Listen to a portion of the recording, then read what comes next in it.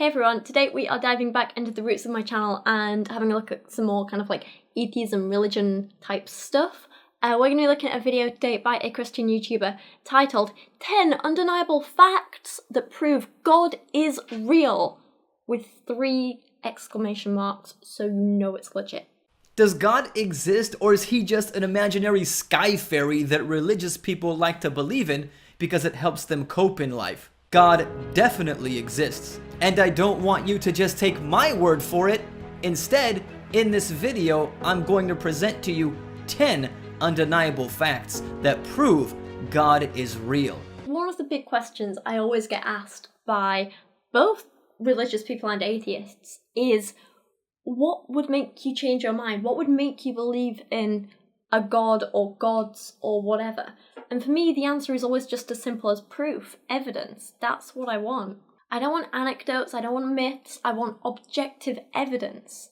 I want objective, unbiased evidence that has been collected as accurately and reliably as possible and can be repeated if necessary. That's what I want. I want evidence and reports that can pass peer review and scrutiny from completely unbiased people who are well respected in their, fields and stuff. And I want this evidence to have the only logical conclusion be that a god or gods exist.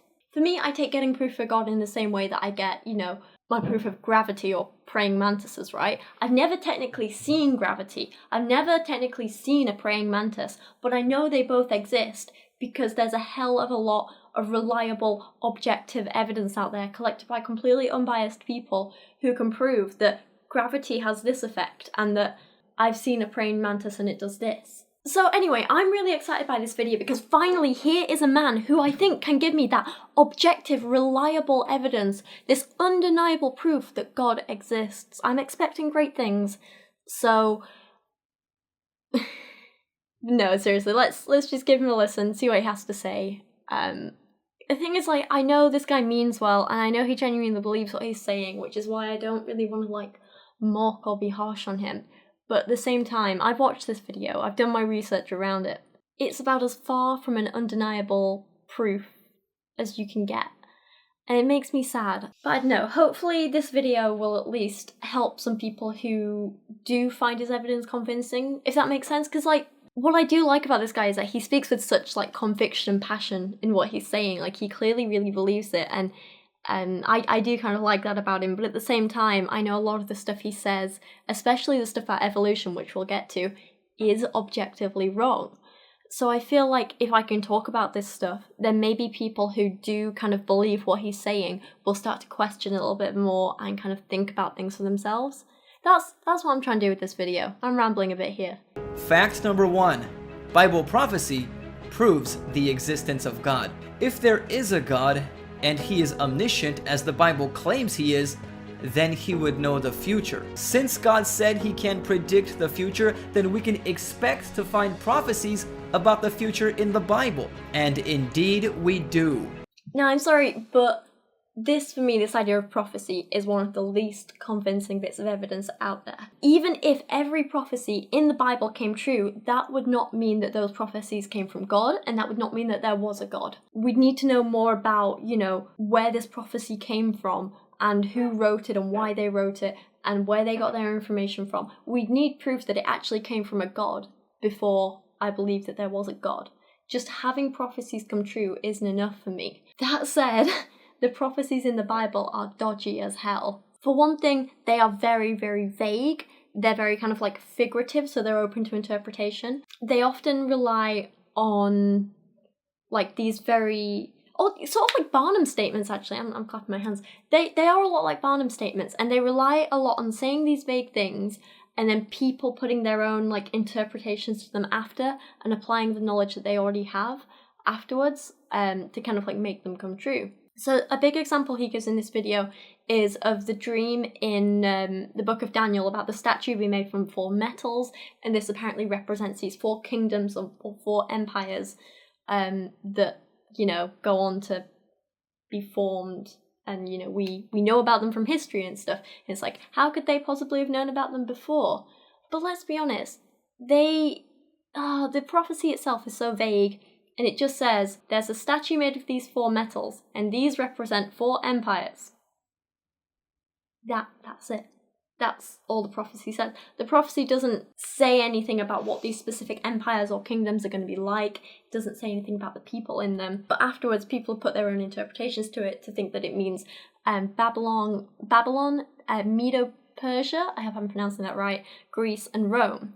And it wouldn't have been difficult at the time to make a prediction saying eventually this kingdom, Babylon, will fall and be replaced by another. That's, at the time, things weren't exactly stable. It was likely that over the next 1,000 years, some things would change. No time frames were given in the prophecy, so basically the Babylonian Empire could have been around for another 1,000 years or another 10 years, and either way, you could turn around and say, this prophecy was correct. You see what I mean? It's vague and it doesn't really mean anything. As for trying to make, the metals fit the empires, the kingdoms, the civilizations, or whatever, again, they're so vague by saying things like, oh, these guys traded in silver, so they're the silver statue, or silver part of the statue, and that's why it's accurate. But a lot of civilizations traded with silver. Same with things like people making armor out of bronze. Lots of civilizations do that. It's not something very, very specific to the actual civilizations. Like if they said, a good prophecy for me would be, if when I was younger, someone said to me, oh, you're going to marry someone called Seabright. Now, meeting Dan Seabright, I would be like, oh my god, the prophecies come true. But for me, being told when I was younger, you're going to marry someone, and I may be seeing the colour blue, that's a really vague, prophecy for me, because I could apply stuff to it and be like, Dan's surname is Seabright and the sea is blue, therefore the prophecy came true. You can apply that stuff afterwards, but it doesn't make it an actual prophecy. Is anything I'm saying making sense here? Because the whole prophecy thing is so vague, I find it really hard to talk about it. And basically what I'm trying to say is that I've yet to hear of a prophecy in the Bible or anywhere that made me say, damn, this person must have known what was going to happen before it happened. And again, even if you could show me there was a prophecy and it came true, and it was a really accurate prophecy that came true, you'd have to show me that the person got the information for that prophecy from some divine or holy source or whatever. You'd have to show me that and prove to me that they couldn't have just got it through evaluating a bunch of information that was already out there and making predictions about the future. Dan works with a hell of a lot of traders, and they have to make big predictions, and they essentially gamble a lot of money on these predictions sometimes. Imagine if every time someone made a good prediction, everyone in Morgan Stanley just stood up and shouted, divine prophecy. That would be so funny. I shouldn't really laugh, but one of the funniest bits in this video is where he tries to say that the Bible predicted Brexit. Fact number 2. DNA is more complex than a computer program. People don't realize just how amazing our human DNA truly is. It's like an intricate computer program with a code number for each person that is 3 billion letters long.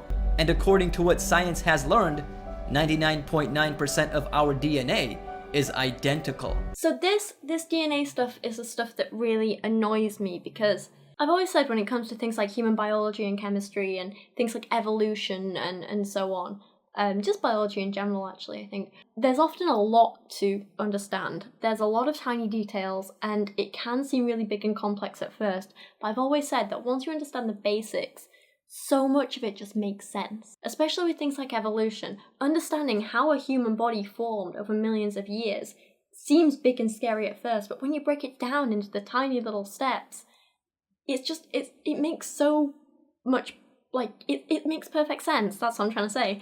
And so I just have to stop this guy here and say, if you understand that we share so much of our DNA with each other and with other animals, even with plants and so on, why is it so hard to believe that we had a common ancestor billions of years ago? And why is it so hard to believe that these changes happen slowly, 1 or 2 bases at a time? You clearly know and understand how big and complex DNA is. So why can't you understand that, when a baby's born, maybe there are just 1 or 2 tiny little mutations that may or may not have an effect on how a gene is expressed? Why can't you understand that if that can happen once, that can happen again and again and again, and these changes build up over time? And once you understand this, why can't you start to learn about what we've learned about abiogenesis and how the first proteins and so on formed and how single-celled organisms came to be in the first place. It really surprises me sometimes how much we know about things like abiogenesis and how much we've managed to replicate in labs and lab settings and so on, or at least in controlled settings. Holy Kool-Aid is doing an amazing series of videos on it at the minute. We also have an episode of the Here and How podcast on it if you want to go and see. I'll link all of those below. But my point is that, like, this all just seems so obvious after a while, like, once you've tried to understand it. And you don't have to understand every tiny little detail, but once you understand the basics of it, it does make sense. And so my next question is, once you understand that, once you've got to that point, why do you still think we need a creator? How can you still think we need a creator? Surely at that point, the question is more like, if there was a creator, then what exactly did he do? We've seen that we don't need a creator, so yeah, I don't know.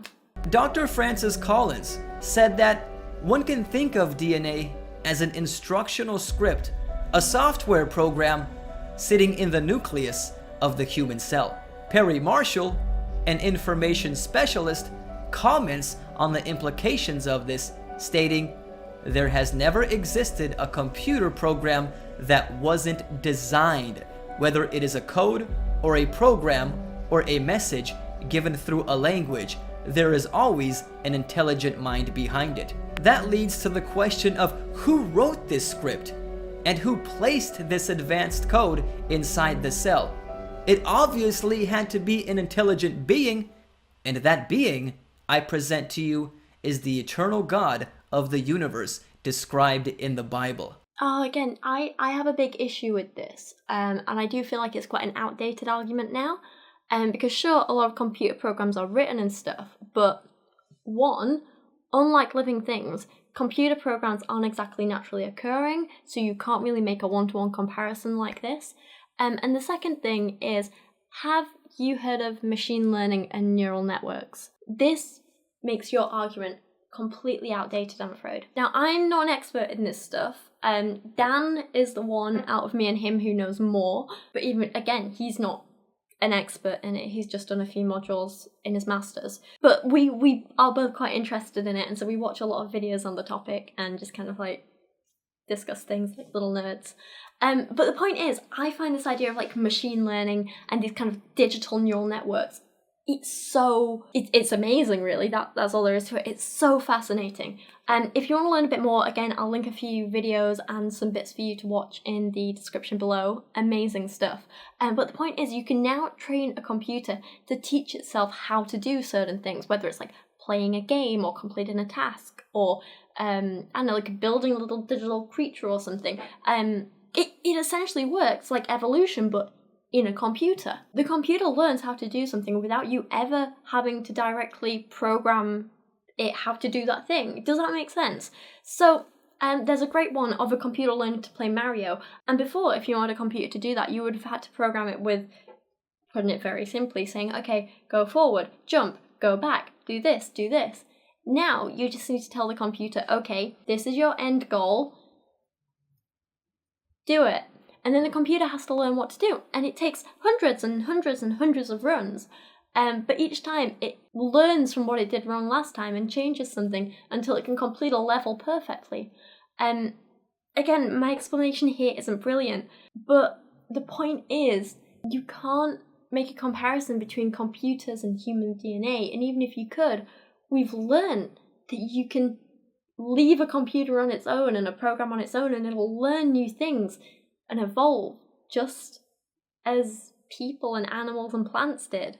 So your argument there is outdated, and it doesn't even come close to being undeniable proof of a creator, I'm afraid. Fact number 3. The Earth is designed to sustain life. No, it's not. There are numerous conditions that a planet needs to meet in order to sustain life that, if altered the slightest amount, would make that planet uninhabitable. And Earth meets all of those conditions. Coincidence? I think not. He is right in the sense that there are numerous conditions the planet needs to be able to sustain life, or at least life as we know it. Who's to say there isn't, like, you know, another type of life or another life form or some other non-carbon based life stuff out there. The universe is a big place. I'm rambling. But the big kind of point I'm trying to make is that this planet was not made to support our kind of life. Our kind of life arose because of how this planet is. Life arose as a consequence of our environment. Our environment wasn't made for life. There's a big distinction there. And this guy just has it the wrong way round, I'm afraid. It's backwards.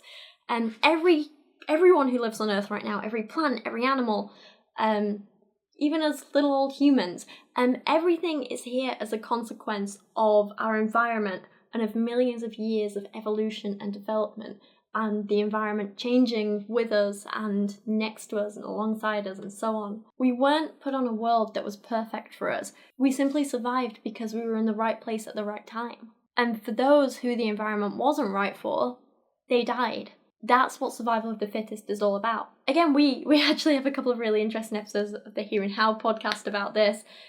That seems so relevant for this video. If you want to go check them out, I'll leave some links in the description below. We go pretty in-depth in some of this stuff, and Thomas and Stephen are way more knowledgeable than me on some of these topics, so it's really worth hearing their viewpoints. They're great. Fact number 4. Humans have a sense of morality.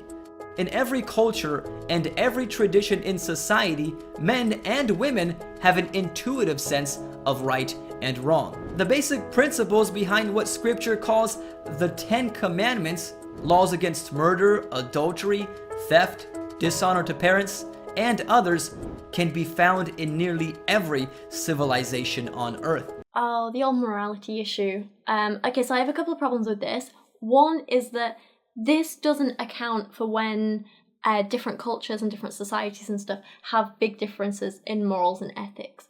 In many societies, in the past and today, it was completely acceptable to marry an 8-year-old girl. In our society, that is revolting and disgusting, and there is a reason for that. Just because a society normalizes something, it doesn't necessarily mean it's okay. The second problem is, have you ever considered that all of these intuitive morals are just the ones that are useful for our species surviving, and society's thriving and so on, right? And that the 10 Commandments were actually inspired by humans for this reason, because it helped us survive and function as a big group. Where does our sense of morality come from? Evolutionists don't have an adequate explanation for this. Actually, we do. Sorry. Again, I've spoken about this stuff before on my channel and on our podcast, so I don't want to go into too much detail here and bore you with repetitiveness. But while for a long time the whole kill or be killed thing did work out well for animals and humans and so on, that doesn't mean it still works today. That doesn't mean it would ensure our species' survival today, because we've kind of gone one level higher than that, if that makes sense. Just because evolution is a thing, it doesn't mean morals are useless or inexplicable. When we first started forming groups and tribes, and then eventually they kind of evolved into a larger society as a whole, looking out for other people in your group was key to maintaining everyone's survival.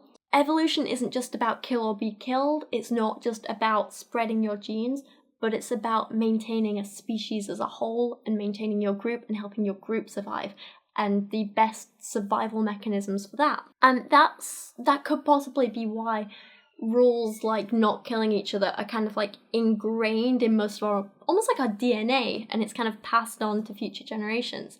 And same with things like the capacity to feel empathy and care for others, which is why, a lot of societies have rules like not stealing and so on. Just because it's, not about killing each other, it doesn't mean it's not to help our species survive and thrive, Number 5. There are similarities in the natural world. Have you noticed how nearly all creatures on Earth have similar physical features?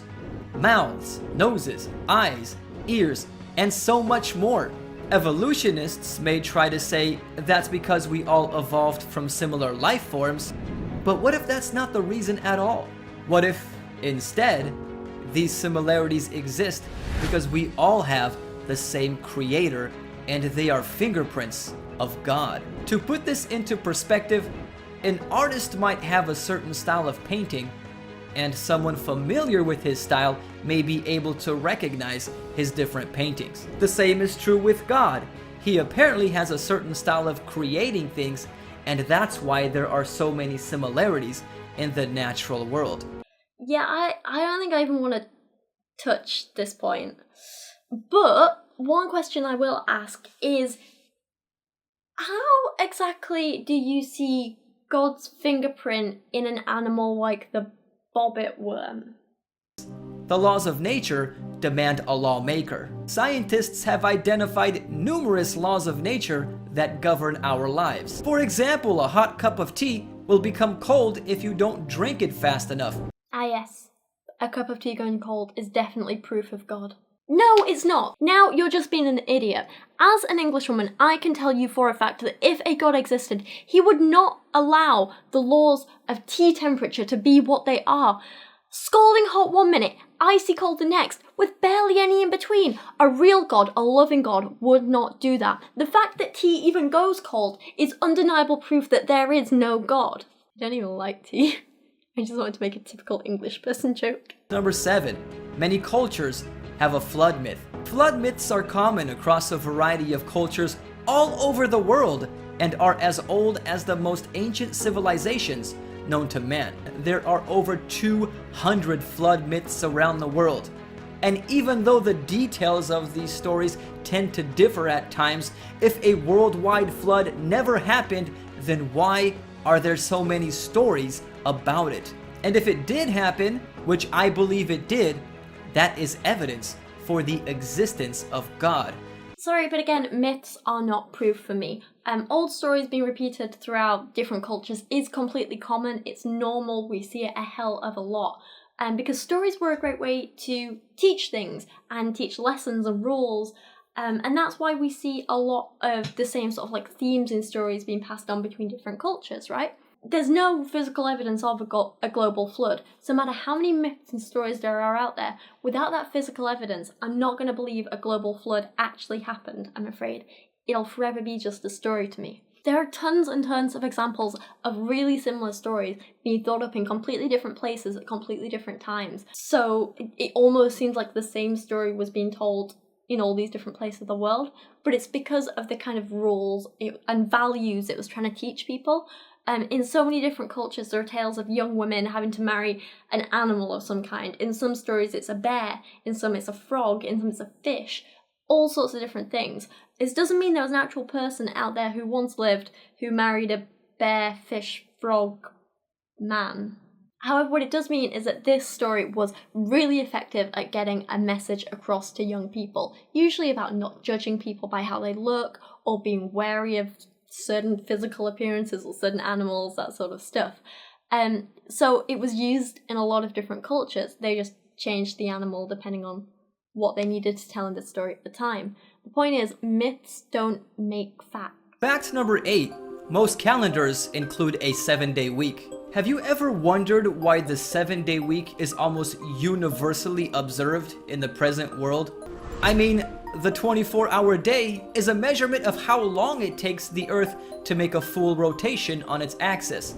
The year is a measurement of how long it takes the Earth to revolve around the Sun. And the month is an approximate interval between new moons. But the week has no astronomical basis whatsoever. The 7-day weekly cycle goes all the way back to the beginning of Earth's history, when God created everything in 6 days and rested on the 7th day, instituting it as a holy day of rest for mankind. So what you're saying, to summarize, is that because we now use a 7-day week, and because your holy book has a story which takes place over 7 days, that is undeniable proof there's a God.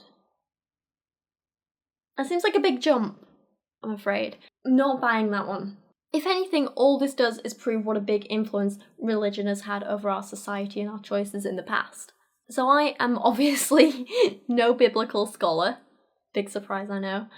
So I can't say why the Genesis story was written to take place over 7 days. However, I can tell you that according to a little bit of the Googling, apparently it was written somewhere between 5 and 600 BC, which is way before the calendar that we use today was devised. Please correct me if my research is wrong. Point is, it was written before we started using the 7-day week. At the time it was written, 10-day weeks were more common, then I think we switched to an 8-day week, and then the 7-day week came in around 45 BC with the Julian calendar. The current calendar we use was created in 1582, and it's the Gregorian calendar. They chose to keep the 7-day week, and I think it's really interesting when you kind of figure out who created that calendar, because it was created by Pope Gregory XIII, obviously a Catholic man who believed in the creation story. Now, if your agenda is to maintain the fact that the creation story in Genesis is complete fact, wouldn't you do everything within your power to legitimize that story further, or at least bringing biblical elements to the everyday life, such as having a 7-day week? For me, that's why we have a 7-day week. That's a big part of where it came from. And the fact that we have a 7-day week isn't proof there's a God. It's just a big, insane jump that doesn't make any sense. Fact number 9. Some things could not have evolved. Some living systems are so complex that they could not have evolved. The term for this is irreducible complexity. Irreducible complexity means that you have to have all of the parts of a living organism in place in order for it to work properly. Otherwise, it just won't work. One example of this is the human eye. The human retina is so advanced that it is far more complex than any computer chip. Even Charles Darwin admitted in his book The Origin of Species. To suppose that the eye could have been formed by natural selection seems, I freely confess, absurd in the highest degree. Your eye is... Whoa, no, stop right there. Please stop. This is so dishonest. Read the rest of that Darwin quote, because I can tell you for a fact, after he says this, he goes on to say, "Reason tells me that if numerous gradations from a simple and imperfect eye to one complex and perfect can be shown to exist, each grade being useful to its possessor, as is certainly the case, if further the eye ever varies and the variations be inherited, as is likewise certainly the case, and if such variations should be useful to any animal under changing conditions of life, then the difficulty of believing that a perfect and complex eye could be formed by natural selection, though insuperable by our imagination, should not be considered as subversive of the theory." Stop taking Darwin out of context, please. So dishonest. The argument of irreducible complexity only stands up for people who don't understand what evolution is and who just talk about it in really basic terms and think, oh, well, a monkey can't become a human, therefore evolution's poop. It is perfectly possible for a human eye, as an example, to have evolved.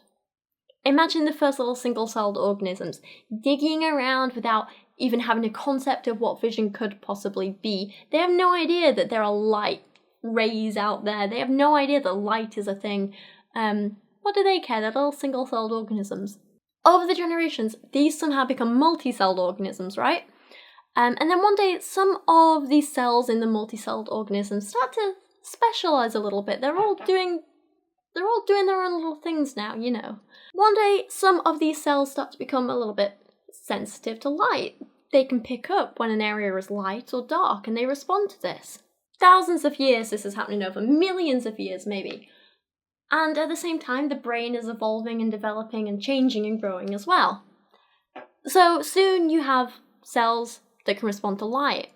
Within those, cone cells start to develop, and they can pick up colour as well. It's not just light and dark anymore, but now we're seeing different colours, different wavelengths of light. We can tell the difference between red and blue, green and yellow. It's amazing. But it's still all just kind of a blur. And then one day, some of those cells start to specialise a little bit more, and we get a lens, and suddenly everything's in focus. We can see textures and patterns now. We can make out shapes. We know that that yellow light over there is actually a lion who is chasing us, and we should probably run. And then after a while, we start getting little muscles in the eye as well. So now we're not just focusing on one thing anymore, but we can change our focus. We can see far away, we can see close up. Point is, the eye might seem really complicated. The eye might seem like it could never possibly evolve. But when you break it down, when you understand that we didn't always need an eye that functions as it functions today, sometimes in the past we just needed to see light versus dark. When you break it down, it is perfectly possible that an eye evolved. It is perfectly possible that everything evolved. And irreducible complexity is a pile of poop. Belief in God changes people's lives. Maybe one of the strongest proofs for the existence of God is the fact that belief in God has transformed countless lives throughout history. And to finish this with this last point, I'm sorry, but anecdotal evidence is, for me, some of the weakest proof that there is a God. I mean, it's easy to say, yeah, God changes lives, but you know what else changes lives? Imaginary friends. I had an imaginary friend as a kid. She was a little robot called Little Robot, and she was amazing, and she changed my life, but that also doesn't mean she existed anywhere outside of my head, sadly. And if belief and influence on behaviour is enough to make something real, then why aren't all gods real? Because he gives a story of how he got over drug addiction by believing in God, and I'm like, good on him. That is an amazing thing to do, right? Brilliant. I'm proud of you for that. However, why does you getting over a drug addiction because you believed in God make God real? But when the Aztecs sacrificed a bunch of children to their rain god because they believed in him, does that not make him real as well? Because belief in a god influenced their actions? Yeah, I know it's a silly argument, but like, anecdotes and stuff and saying, I feel there's a god, just doesn't mean anything to me, I'm afraid, and I'm not convinced. And so with that, I want to end this here and ask your opinion. What did you think about these 10 arguments that are undeniable proof of a god, and what did you think about my responses to them? If I messed up any of the sciencey bits or the dates or whatever like that, please feel free to correct me down in the comments. I'm always open to being corrected like that. Also, go check out the Here and How podcast for a fortnightly science podcast that I host with Rationality Rules and Holy Kool-Aid. Those two are amazing. They're way more knowledgeable than me in certain areas. I'm kind of like their biology person. Stephen kind of does all the philosophy and deep stuff. Thomas is just amazing at everything, but especially the like physics and chemistry side of stuff and everything. God, those guys are smart. They're so smart. Also, in exciting news, just before I finish, I'm considering making a run of charity t-shirts. They're going to be £15 each, and they're going to have a gorgeous picture of Kyra on them and some fun design. I'm working on it at the minute. I'm thinking of doing a kind of like adopt, don't shop design, and all the profits for it will be going towards Battersea Dogs and Cats Home here in London. They do an amazing job. It's where we adopted Kyra from. They take in an insane number of animals every year. I'm kind of shocked I even have to say this, but because I know a lot of my viewers are American, they are a no-kill shelter. They would never put down a healthy animal. The work they do is amazing. Their volunteers are amazing, and I just want to be able to give back something a little more for helping them introduce me to the love of my life and the best daughter I could ever ask for, Kyra. So I'm thinking of doing this charity t-shirt for them. So if you are interested in, getting one of those when I release the designs, please let me know what you think of it down in the comments, and if there's anything kind of you think I should put on or not put on or whatever, what would make you buy them, that sort of thing. Like I say, all the profits will be going to Battersea, so I'm not gonna get anything from this. I'm just doing it for the animals. And if you do want to find out a little bit more about Battersea Dogs and Cats Home and the amazing work they do, I'll leave a link to their website below as well so you can check them out. I'm rambling now, talking lots and lots. Sorry I do this, but thank you so much for watching today. I appreciate you guys so much. You're amazing, and I'll see you again soon. Thank you so much for watching today. An extra special thank you goes to Gambit and his Chauffeur, Deshauwn, Mark Dauner, Christian Berg, Rachel B. Royer, Jadeon Sheppard, Jaylee Moore, Religion is BS, Sir Michael Moore, TaterThoughts, Greg Ladd, and Pizelated Skeptic. And to everyone who has supported me on Patreon this month, a huge, huge thank you and hugs and love goes out to you guys. You guys are amazing. Also worth mentioning, if you like this video, you should subscribe because that would be really cool. I have merch available if you want to go check it out. I absolutely love it. And I also host a science podcast, which you can check out, called The Here and How. That's me done. I'm going to stop talking. Thanks a lot, guys.